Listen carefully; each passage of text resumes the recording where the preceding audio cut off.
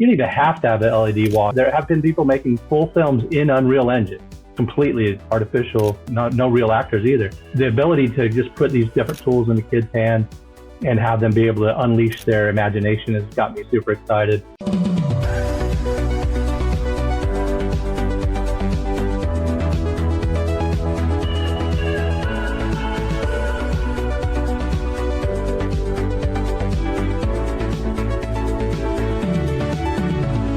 All right, welcome back to Shifting Schools. Excited to get to spend the day here with Trisha, recording some podcasts. We just got off having a great interview with Chad Lewis, who's the Director of Technology over at Tampa Preparatory School in Tampa, Florida.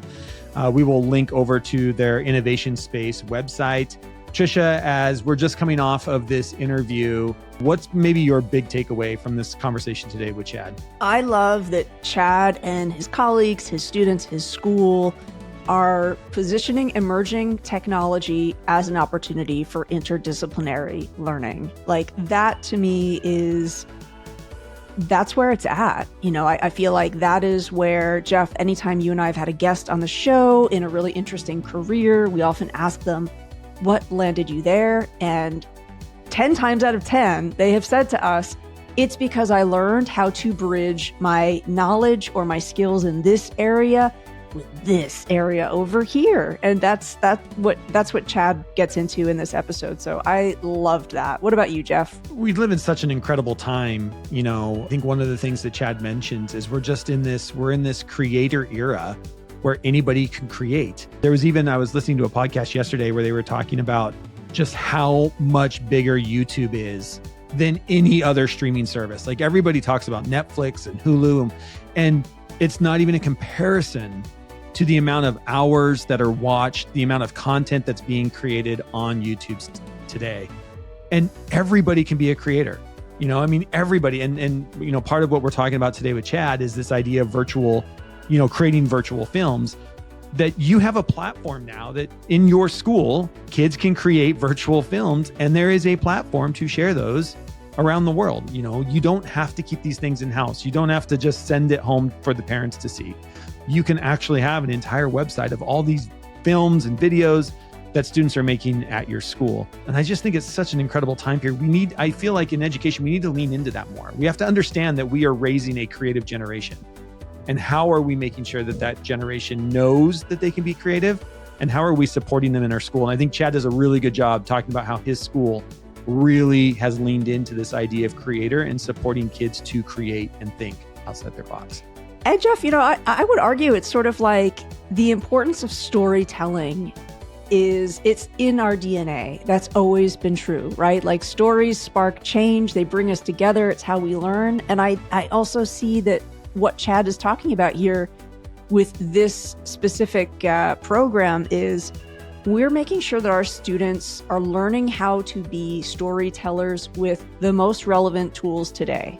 And that's important. It's so important. It's so important. In fact, we are so pumped up about what we just heard that Trisha came up with a crazy idea that we're going to launch right here. And literally we've had this crazy idea. Well, I don't know how long Trisha's had it. She shared it with me about 45 minutes ago.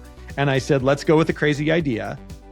But it's also, I think, fits really well with today's episode to launch this around this idea of empowering students to become creators. I love redoing websites. This is one of my geeky side hobbies. I always am constantly updating my website and redoing my website. And Trisha and I were talking that the Shifting Schools website really could use a rebrand for 2025 for things moving forward. So Trisha comes up with this crazy idea. All right, folks. I should say again, like even that conversation fits with the broader episode of if you've got an idea, is it okay to bring it to somebody? And Jeff, like you're always up for crazy ideas. So we can't call ourselves Shifting Schools and then we never shift. It's been a few years that we've had the same color scheme. We've had the same logos. And Jeff and I are always talking about human, AI, human in the creation process. So we want to model that in our revised logo color scheme, where Jeff and I have put together a client brief in collaboration with AI And you can head to shiftingschools.com to check out essentially our client brief of what we're looking for in our new logo. We are inviting teams of students up to 5 to compete, to come up with the next iteration of the Shifting Schools logo. The winning team, again, of up to 5 students, is going to win $350 US. If it's somebody who's graduating and they're going into graphic design, we will give you the review. You'll say that, hey, I've already had a paid client. The competition is on now until April 30th. All of the details are available over there at shiftingschools.com. So if you have students who are interested in creating, they love the idea of branding communication, they're artistic, please let them know this competition is there for them. We're very excited about collaborating with students. And we're also going to have AI help us in doing some of the judging. So watch out for more on that. Jeff and I are going to make that entire process very transparent because we're hoping this also gives students an awareness of what does human, AI, human mean. So hopefully the idea is one that you're excited about and you can pass on to a few students. Yeah, and I'm excited because this is a real world example, right? This is a real world opportunity for students to come and literally make some money with your skills. I mean, the school can give these to these kids, but we will pay these kids directly outside of the school for the work that they do. So if you have students that you know would be interested in this, passionate about this, we will do a write-up on the website. If you are the winning team, we will even do a podcast with you as the winning team where you can talk about it. And you just think if you're a junior or senior and you want to do this, you want this to be part of your future, we will give you all of that you can take with you, where you can say to an employer like, oh, well, here I am on a podcast talking about my brand, and here's how I came up with the ideas of winning a competition. So we're really excited because, again, this is what we do, and we want to make sure that we're also putting our dollars where our mouth is. I don't know how that works or what it might be. Something like that, yeah. $350 isn't a lot, but it's going to buy a latte or two for a kid. So, or maybe buy your books if you're a freshman in university on your way to university. So anyways, we're very excited. Head over to Shifting Schools. We'll have more information over there. We'll have the whole brief, a design brief, just like you would get when you go out and get a client. We'll give you a design brief. We'll have all that over there. Of course, you can reach out to Trisha and I at our email addresses, Trisha@shiftingschools or Jeff@shiftingschools.com. If you have any questions about the competition, or if you want to set up a time to chat with us to learn more about what we're looking for. Again, we are open to this experience and want it to be as meaningful for students as possible and make it as real world as possible. Because Trisha and I were talking about this, like we're getting ready to rebrand the website. In years past, we probably would have gone out and probably hired a consultant to come in and help us and support us. And this is how work gets done. And so we just wanted to, instead of doing that, we thought, shoot, let's ask kids. We know we've got incredible kids everywhere around the world that might be passionate about supporting us in being better. So we're excited about that. We're excited today to bring you Chad Lewis, again, the Director of Technology at Tampa Preparatory School in Tampa, Florida. We're going to get over to his interview right after a quick word from today's show sponsor.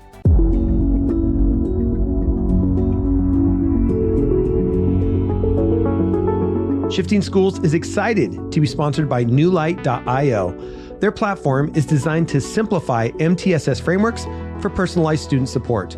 Built by leading experts, New Light focuses on getting educators the answers they need fast. Which students need which levels of support? With simple data collection and insightful analytics powered by AI, New Light's platform provides actionable solutions to support your students effectively.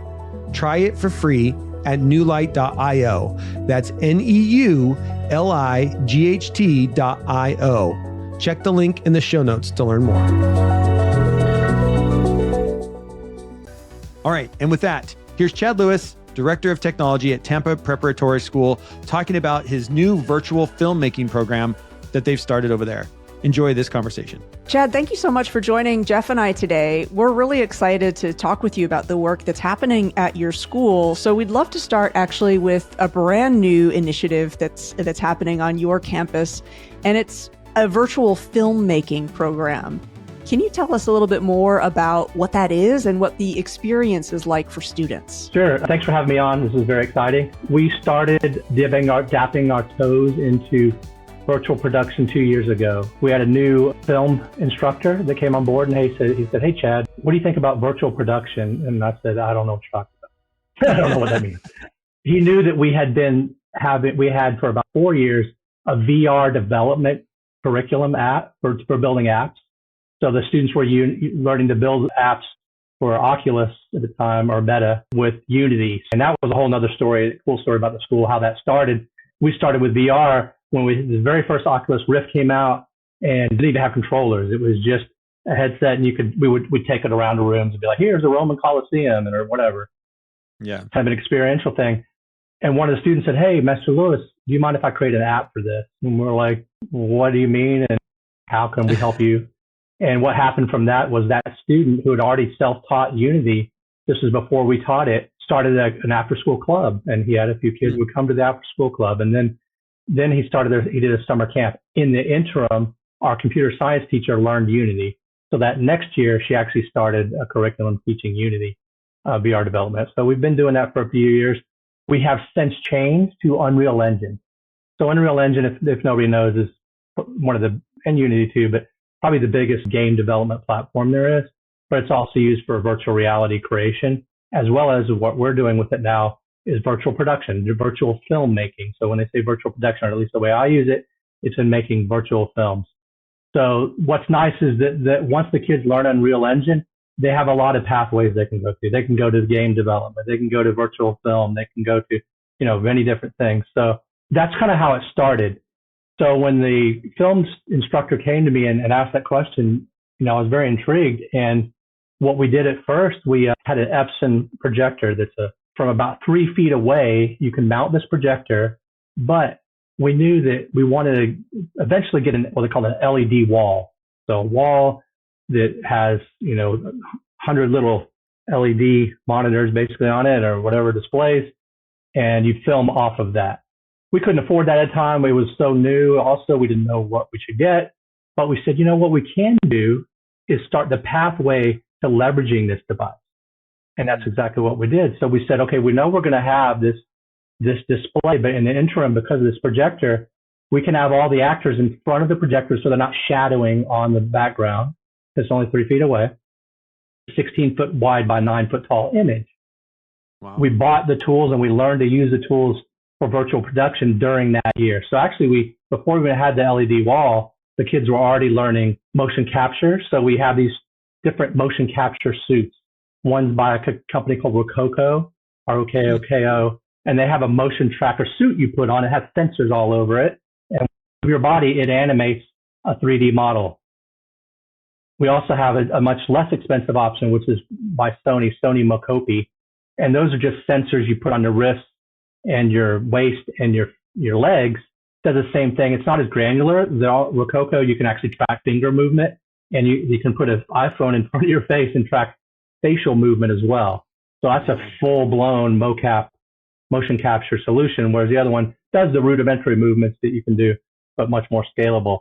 What that does is allows us to take this sensor from HTC and you put it on a physical camera. So the camera you're using to record that background LED wall with.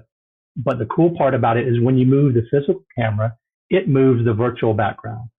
So what we're displaying is not just a video or a picture that's flat. It's an Unreal Engine, so it has depth. I mean, if you build a model of a cave and you want to have the kids walking through the cave, the physical actor standing in front of this virtual background, and you move that camera forward, it looks like they're walking through the cave. And that's what makes it virtual production. If you're just filming on a flat image, you're not really getting virtual production. And that's what most people are still doing, because there's some technical aspects to this, getting the HTC Vive calibrated with the correct type of lenses and the sensors and all that, all these skills that come in with that. But that's what really makes it amazing is that camera tracking to make the environment come alive. So that was what we started doing before we even had the LED wall. So this year we got the LED wall in, and they're just running with it, and it's awesome. I was talking with there's a company in Tampa, Florida called View Studios or View Technologies, and they sell LED walls, but they also sell software that goes with everything else. And they were telling me that, hey Chad, if these kids get 4 years of in-depth experience with virtual production, they can step out of high school making $100,000, because the skill sets are so rare Most colleges are not teaching this. We happen to do have a couple in Florida that I know, or 3 or 4, but it's just very new for them as well. So all movies, not all, a lot of movies nowadays are made with this type of technology. Superhero movies, all that stuff. Anything that you want to have a background and not have to go to Egypt to make a movie about pyramids, you can now do it in pre-op with Unreal. What's the uptake been like for students? Both, are you seeing more and more students that are coming into the filmmaking program on that side? And then the other question is what do other high school students think about the program? The second question, good question. I haven't really talked to other students about it. The way we have it set now, and it will probably change next year, is that the only students doing virtual production is our advanced film students. Now, why is that? Because the kids, before they go to virtual production, have to have almost 2 years of filmmaking, because that doesn't change. Like we used to argue, is it Premiere or Final Cut or this? That doesn't matter to me, and it doesn't really matter in the real world. Tools change so rapidly, and with AI, who knows where we're going to go. But the ability to understand lighting, camera angles, storytelling, these skills they need to have before they step into virtual production. So it's a smaller group. It's like 8 kids right now, that have been. It'll grow next year. We're going to try to start bringing kids slowly into it, because again, the learning curve too, with the vibe tracking and everything else, takes a little time. But it's a great initiative too. I love it because I love cross-curricular initiatives. I love it when an art teacher works with a science teacher, or in this case, a computer science teacher working with a film instructor from the art department. And you're also exposing kids to working with each other that have different kind of mindsets, which is what reality is. I mean, in the movies, you have very many different roles. You have the storyboard people, you have everybody else. So there's so many different roles that they need to work together and build these projects. And that's what they do from the very beginning. They brainstorm on an idea. Like our latest idea was a film where they're actually filming in school, a student going into one of our elevators, and they push a button. When they open the door and they step out, they go into this virtual reality, this virtual film aspect, which is like, in this case, it was like a volcanic, hot environment. And what was cool is that we had the kid, and out of camera angle was kid with a fan, and they chose the correct lighting to make it look hot on the student. So the student looked like they were in a hot environment with this wind blowing. And we have a little cheap treadmill we bought. And so when they're walking and at one point running through this environment, it looks like they're running away from this environment. So they get out of that area, they get back on the elevator, and they don't like to go to another floor. And the second floor is a kind of a dystopian environment of a modern landscape, and they go through that. So it was a really cool first project for them. Are you uploading these videos to YouTube or anywhere to share with the wider audience, or right now are they in-house? They're mostly in-house. I'm kind of trying to get through on legalities of using student stuff in publications and things like that.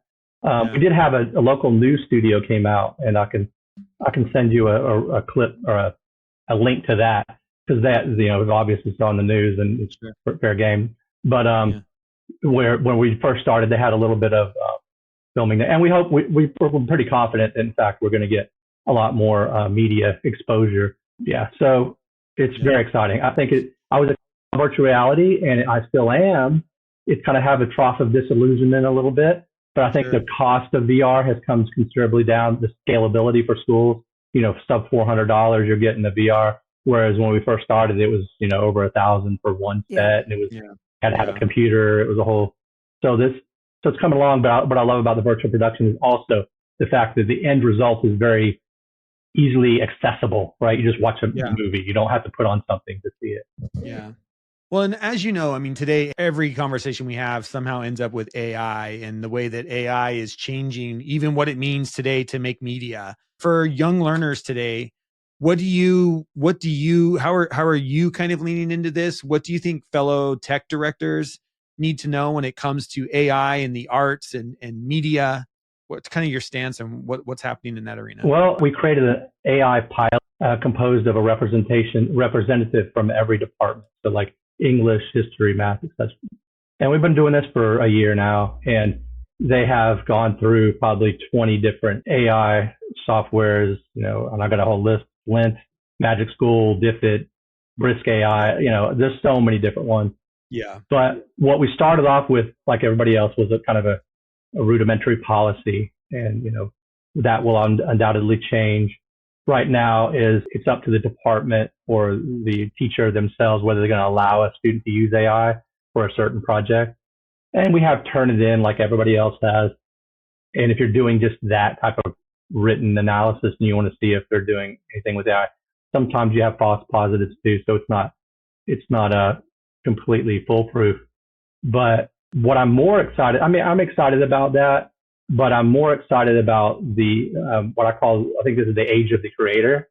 And I love the democratization of film, right? Specifically for film, because when I could have taken film back in the 90s or whatever, the chances of working on a film or in film were pretty slim. Whereas now, literally one person, you don't even have to have an LED wall. You can literally make there have been people making full films in Unreal Engine, completely artificial, no real actors either. So the ability to just put these different tools in the kids' hands and have them be able to unleash their imagination has got me super excited. Well, and I think there's got to be a media literacy component to that. And Tricia, maybe you can weigh in here too. Because I'm just thinking, we think about this all the time. And, a lot of the work we're doing right now is around this idea of AI literacy or media literacy. And you have kids who are learning how to make virtual films that have all these virtual components to it, that when all of a sudden you were watching a movie or you're watching an advertisement or an ad comes up, in your Instagram feed for a kiddo, that you're starting to dissect that in a way of, well, I see what they did here, or I know this isn't real because I can tell by the motion of the character or what that. Tricia, what do you think about just that idea of like the media literacy part of this? Oh, I think, I love, Chad, that you said the age of the creator. And I feel like that's been growing exponentially, because I think when students first had that opportunity to create blogs or websites, exactly what you were saying, Jeff, they were starting to see, oh my goodness, I can make a website that looks like it has a sense of authority. Now I understand actually, why it's very easy for mis or disinformation to spread. So I think this is where, when students get behind the driver's wheel and they understand, what choices can be made, they are just more critical, I think, of media. Like, I would venture to guess, Chad, that students in that program, the way that they are critiquing any film that they're seeing now is at a much higher level than somebody that does not understand, how these things get made. So I'm very, very appreciative. You mentioned that really the origin story was people saying, hey, I'm testing this. I'm trying this. I'm not sure if this would work, but the only way we're going to figure it out is if we try to figure it out. Yeah. So that mindset alone, I think it's brave and it's bold, right? It's very easy to say, like, let's just try this, but there's also a lot of risk that's inherent to that. So, in your role as a leader, I think this is what we need in schools right now, is people saying, look, if we wait until we have absolute certainty that this is going to work, we're going to miss the opportunity, I think, to really give students a future ready experience that isn't even future ready, it's today ready. Well, and to your point, like, you've already got companies saying, if you've got kids that can go through 4 year there's a job waiting for them. Like, these are skills that are needed and will be needed, that, to your point, like, that nobody's even teaching yet. They're so new. Yeah. And that's, IT is a young person's game to some extent. The barrier to entry has become much lower because the accessibility to information. Not when I went through IT, you had a book, you had a professor, So now I think that we need to really realize that students can learn and do learn without us, and they have access to information. So we have to enable them to pursue their passions. And I kind of think that's what this school does very well. When that young man said, I'd like to build an app for this, we didn't say, well, who are you? Or we don't know how to do this, therefore you can't do it. We can't afford that. We don't have anybody that can teach that to you. Yeah. So So, I mean, that's our job, is to enable them to learn to be lifelong learners, whatever they're interested in. So. Well, Chad, I'd like to take that even just one step back, because I think, I love that, yes, the student came to you with this idea and asked you the question. But for our listeners, can you really just explicitly talk a little bit about what's happening at your school where that student knows they can go to somebody and ask? Because this is a part of the equation too, right? If you want a school where innovation is rich, where you mentioned the word empowered, where students are empowered, they need to know, like, I have a Chad I can talk to, right? Can you say a little bit more about just maybe culturally at your school, what's happening where students know this is a good thing? Like, bring this idea to somebody, it'll be welcomed, not necessarily shut down. Yeah, exactly. And it's not just the students, it's our faculty as well. And it really all goes back to this statement, I think, which is one of the reasons I started working here 15 years ago. And that's the mission statement of the school, which is a little different from any ones I've ever seen, which is the first part of it is think, create, and be yourself. Aspire to excellence and go beyond. But that first three, think, create, and be yourself, drew me here, because I'm a creator, I'm an innovator. I'm a enabler is what I would say. I'm an enabler. That's what my job is. I don't have to know everything. There's no way for me to know everything. But my job is to enable people to think, create, be yourself, and aspire to excellence and go beyond. So when we have a mantra like that, it's kind of not beaten into our heads, but we live it and people see it. Kids see it, teachers see it. Oh, I want to think and create. Well, they're going to help me do this. The most exciting place I've ever worked. I've worked in other institutions that, for no fault of their own, sometime with just bureaucracy or whatever, but we're able to really walk it like we talk it when that mission statement comes to fruition. Same thing with teachers. I'm always like, hey, please meet with me about your plans for next year with your curriculum.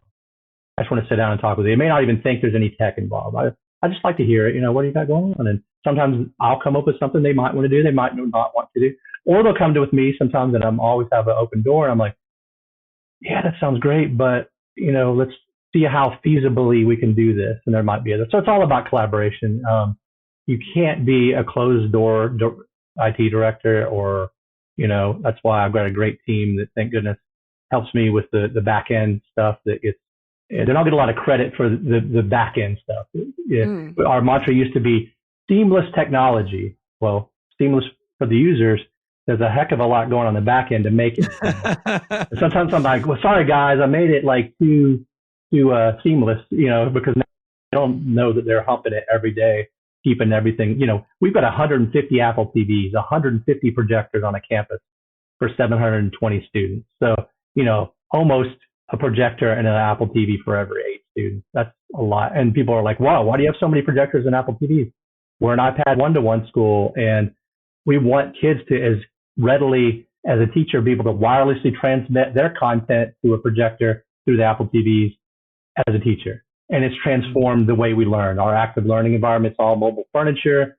You'll walk by the same class twice in one class period. You'll see completely different layouts and arrangements. Half of the kids facing this projector, the other half over here, or then they go back and it's like, all the kids are listening to a lecture. It's just a dynamic, active learning environment. It just worked out really well for us. People don't understand when they say, oh, all these iPads, how about classroom management? Nothing. We do have Apple TV that we do use sometimes, but I'm not Apple TV, Apple Classroom, for not so much for management. It could be used for that, but we use it more for just feed of like, instead of having the kids all go to a website or something, you just blast it to them. But you can also use it to lock down kids and screens and things. But the thing is that it's the active learning that keeps us from really having to do a lot of that stuff. Kids, through most class periods and most curriculum, have their iPad out in front of them. And when I walk by that classroom, because we've got all glass walls, I'm not seeing any off-task stuff going on. They're all engaged. I love that, because I feel like, you're really talking about being human first, tools second, maybe even third. I wonder, Chad, if in closing, I feel like what I'm hearing you say is, if you are one of the fortunate folks on a school campus who has the huge responsibility, of course, no doubt, massive amount of work of directing how technology is being used. When you were talking about meeting with folks about curriculum, I think about this example you've set with your virtual filmmaking program and how it's interdisciplinary. And I think that's part of this AI shift, is understanding it's going to be interdisciplinary. It's not just going to be one thing. Do you think, is that a fair characterization of your approach to the shift? Is there some other part of your recipe that I'm missing? Because I really think folks are looking for, let's not make the same mistakes that we've made in the past around things are shifting really quickly. How do we steer the ship? For others who are thinking, like, what can I learn from Chad? What would you leave them with? Well, I think that one thing we set out at the very beginning with the AI initiative and the piloting of things, the personal data issue and the security issue. That was one thing we had to come up front. You can't be loading up all your students' names and grades and whatever else into an open AI. So that was really the main thing with that. What I love is the fact that we have a pilot committee composed of people in English and biology, and because they're all going to have different needs with AI. I'll often I go to these conferences and I'll see AI, and it's primarily geared toward humanities and a lot of writing and things, which is awesome. But from my standpoint, because I'm working with the film instructor and the computer science teacher as well, about finding these great tools that are coming out for 3D modeling. So we still teach, but Blender. So I don't know if you know what Blender is, but it's a fairly difficult and high learning curve for 3D modeling. Well, now you can go to Luma AI. I think Sora might have as well, but you can just prompt, build me a 3D model of this. So that's another key component to virtual production, right? Because you have the motion capture suit, but you've got to have a 3D model of something to animate. So they were going to the Blender before and creating the 3D models and dropping them there, which is still a great skill, and I love that they're doing it. But again, if we're not focusing on that right now, we just need to get a model up there that's somewhat similar to what we want. It's done. So that's going to be a transformational as well. I think you just opening up the impetus and the excitement to people from all different areas of expertise. So, and once you do that, you'll see people finding out things that help them, whether it's a math teacher or something else. So that's where it's key. But you almost have to have a formal, we have a bi-weekly meeting. You kind of have to, we did that same thing with the active learning environment when my boss said, hey, we've been a one-to-one iPad school for a couple of years, going great, but I think we need to address the physical learning space. And I said, okay, cool. So when we had meetings, I didn't say, okay, let's talk about what technology you want in there. I said, no, you're going to have 4 walls and a ceiling. Give me some words that you think make learning more efficient or whatever. And they would say, like, well, we want it to be flexible. We want to have visual and auditory equity in the classroom. So no matter where the kid is, they can see and hear as good as a front row kid. All these they came up with words. And then with the words, we found the tools. And I think that's super important, is to start with the vocabulary of what you want done and then think about tools. I think that's great. That's a great note to end on. Yeah, the vocabulary of what you want to get done. I love that. That's the name of your book, Chad. We'll make sure we'll make sure I'll have AI write it for me. Yeah, right.